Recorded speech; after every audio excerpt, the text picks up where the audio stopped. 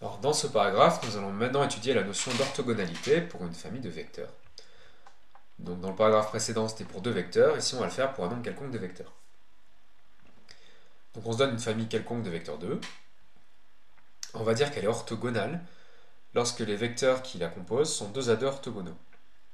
C'est-à-dire que quels que soient deux indices i et j, si i est différent de j, ui scalaire uj est égal à 0.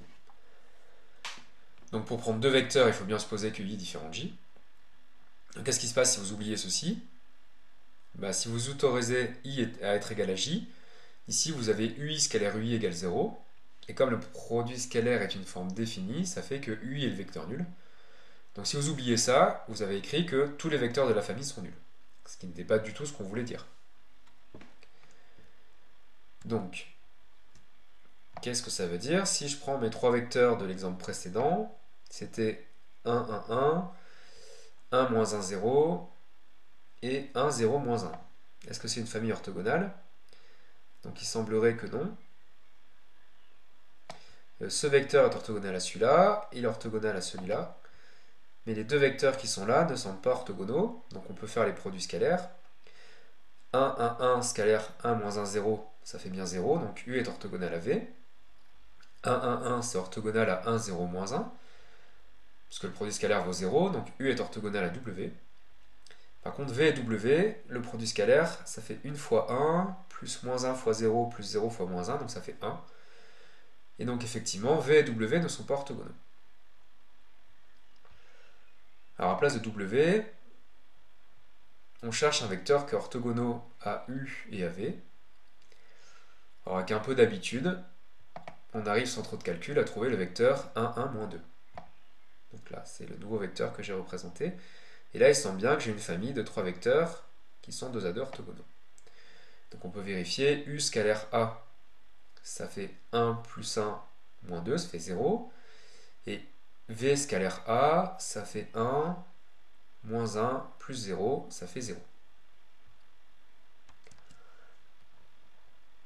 Alors ensuite, notion plus forte, c'est la notion de famille orthonormale ou orthonormée. Donc c'est pas le même mot, c'était orthogonal, orthonormal. Du coup, bon, pour ne pas se confondre, peut-être c'est mieux de dire orthonormée. Donc c'est une famille qui est orthogonale, et tous ces vecteurs sont unitaires, c'est-à-dire de norme 1. Donc si je reviens à mon exemple, elle est orthogonale cette famille, mais est-ce qu'elle est orthonormale? On se voit bien qu'il y a un vecteur qui est plus long que les autres. Alors on regarde U. Sa norme, ça fait 3, racine de 3, c'est 1, racine de 1 au carré plus 1 au carré plus 1 au carré. Donc il n'est pas normé, il faut le diviser par racine de 3.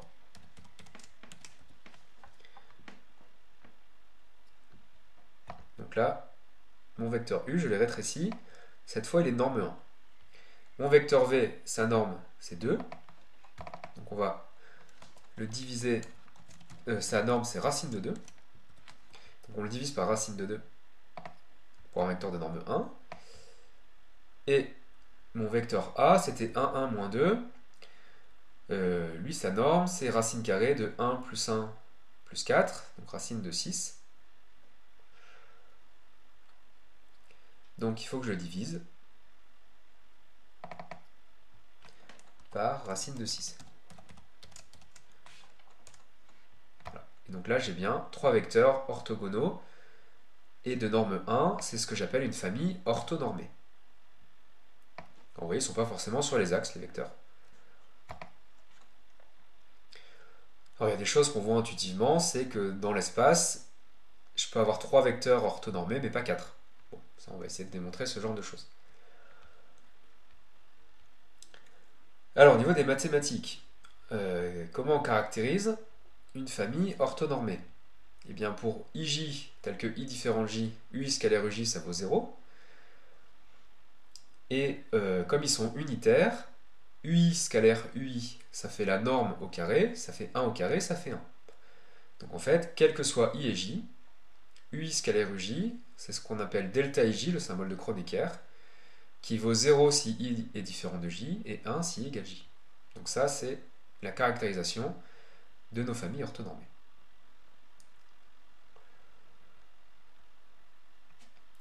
Alors, première propriété, on a le théorème de Pythagore.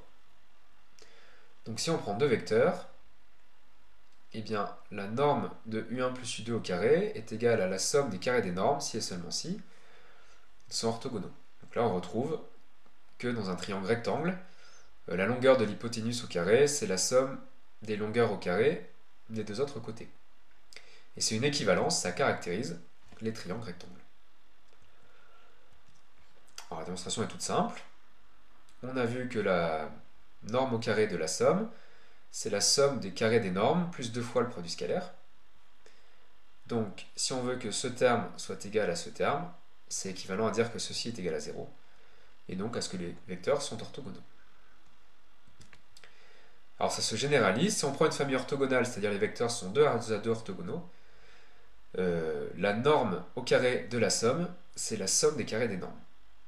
Par contre, attention, ce n'est plus une équivalence. Si cette formule est vraie, on ne peut pas dire que la famille est orthogonale. Donc démonstration, on se donne une famille orthogonale et on calcule la norme au carré de la somme. Donc la norme au carré, c'est le produit scalaire du vecteur avec lui-même. Ici, on développe par bilinéarité, en faisant attention qu'il faut mettre deux variables muettes différentes. Donc là, je vais mettre i et là, je vais mettre j. Donc ça fait la somme par rapport à i de la somme par rapport à j des ui scalaire uj. Donc on a une double somme.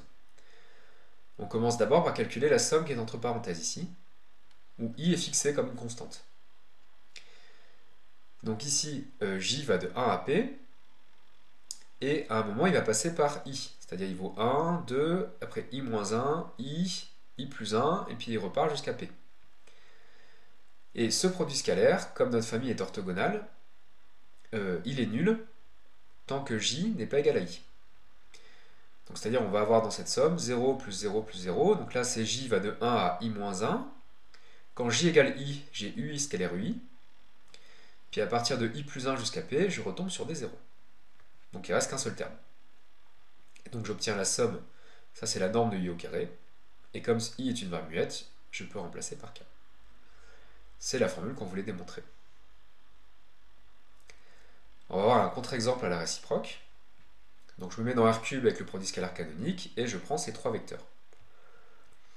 Donc si je les additionne, je trouve le vecteur 2, 0, 1, et la norme au carré de 2, 0, 1, c'est 5. Ensuite, je fais la norme au carré de U1, ça fait 3. La norme au carré de U2, ça fait 1. La norme au carré de U3, ça fait 1. Donc la somme des carrés des normes, ça fait 5. Et donc j'ai bien que la norme au carré de la somme, ça fait la somme des normes au carré. Est-ce qu'ils sont 2 à 2 orthogonaux? Bah, si je fais U1 scalaire U2, ça fait 1 fois 1, plus 1 fois 0, plus 1 fois 0, ça fait 1. Donc U1 scalaire U2 est non nul, donc U1 et U2 ne sont pas orthogonaux. Donc on voit que la réciproque est fausse.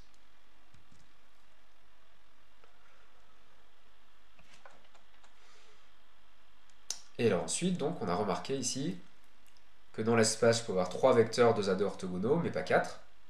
Explication. Le théorème 25 dit que toute famille orthogonale de vecteurs non nuls est libre, et donc son nombre de vecteurs est majoré par la dimension 2. Donc on va voir ça. Donc on se donne U1, UP, une famille orthogonale de vecteurs non nuls de E. Il faut qu'ils soient non nuls. Et on va montrer qu'elle est libre. Donc on se donne une combinaison linéaire qui donne le vecteur nul. Alors on fixe un indice i entre 1 et p, et on calcule le produit scalaire entre ui et la somme des lambda k uk. Par linéarité à droite, ça fait la somme des lambda k, ui scalaire uk. Et donc là, la variable de la somme c'est k. Donc k il va de 1 à p, et à un moment il passe par i. C'est-à-dire que k vaut 1, 2, i moins 1, i plus 1, puis ça repart jusqu'à p. Et comme la famille est orthogonale, comme dans la démonstration précédente, et ben ceci vaut 0, sauf quand k est égal à i. Donc dans cette somme, j'ai que des zéros, sauf quand k égale i, j'ai lambda i, ui scalaire ui. Donc ça fait lambda i, norme du i au carré. Mais j'ai une autre façon de calculer cette quantité, c'est que somme des lambda k uk, c'est le vecteur nul. Donc ça fait ui scalaire le vecteur nul, qui fait 0, par linéarité à droite. Donc on égalise, ceci est égal à 0. Or on a supposé que les vecteurs étaient non nuls, Par séparation de la norme est non nulle, et donc c'est que lambda i est égal à 0. C'est vrai pour i fixé quelconque, donc pour tout i. Et donc on a bien montré que la famille est libre. Et donc on en déduit que P est plus petit que la dimension de E. Alors ça peut nous aider à montrer qu'une famille est libre, avec une autre méthode que la méthode de la combinaison linéaire nulle. C'est peut-être plus simple de montrer que les vecteurs sont deux A2 orthogonaux. Et pour cela, il faut choisir un produit scalaire, vous choisissez celui que vous voulez. Ça peut marcher pour un, mais pas pour un autre. Mais tant que ça marche pour un produit scalaire, vous êtes sûr qu'elle est libre. Donc un exemple classique, qui est en lien avec les séries de Fourier, que vous avez peut-être vu en physique, c'est la famille des fonctions qui a t associé sinus nt. On va montrer qu'elle est libre dans l'espace des fonctions continues sur le segment 0 de pi. Donc cet espace, on le munit de son produit scalaire canonique. Et pour k entier entre 1 et n, on appelle fk la fonction qui a t associé sinus kt. Donc pour montrer que les fonctions f1, f2 jusqu'à fn forment une famille libre, on va montrer qu'elles sont deux A2 orthogonales et non nulles. Donc on prend deux indices entre 1 et n qui sont différents. Et on calcule le produit scalaire entre fi et fj. Donc ça fait l'intégrale de 0 à 2pi de sinus it fois sinus jt dt. Alors attention, i n'est pas le nombre complexe i, c'est un nombre entier.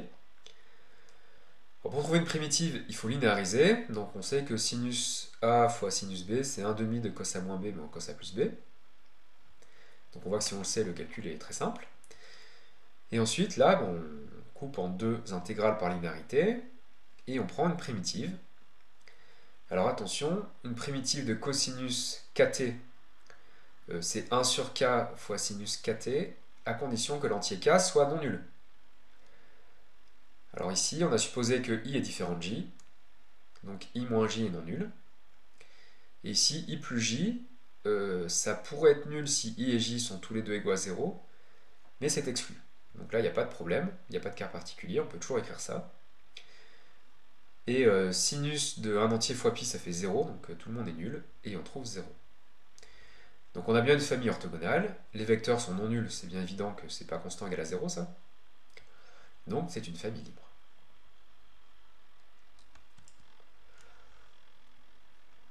Et donc on a un corollaire, une famille orthonormée est tout le temps libre. Bon, là encore, j'avais une famille orthonormée, on voit bien que mes trois vecteurs étaient libres, parce qu'ils n'étaient pas coplanaires. Donc, démonstration. On prend U1, UP, une famille orthonormée. Alors pour tout entier k, la norme de UK c'est 1, donc c'est non nul. Et donc par séparation de la norme, UK n'est pas le vecteur nul. Donc ma famille orthonormée elle est orthogonale par définition, et les vecteurs sont non nuls, parce qu'on vient de le prouver. Donc d'après le théorème précédent, c'est une famille libre. Donc on n'a pas besoin de préciser qu'ils sont non nuls, puisqu'ils sont de norme 1.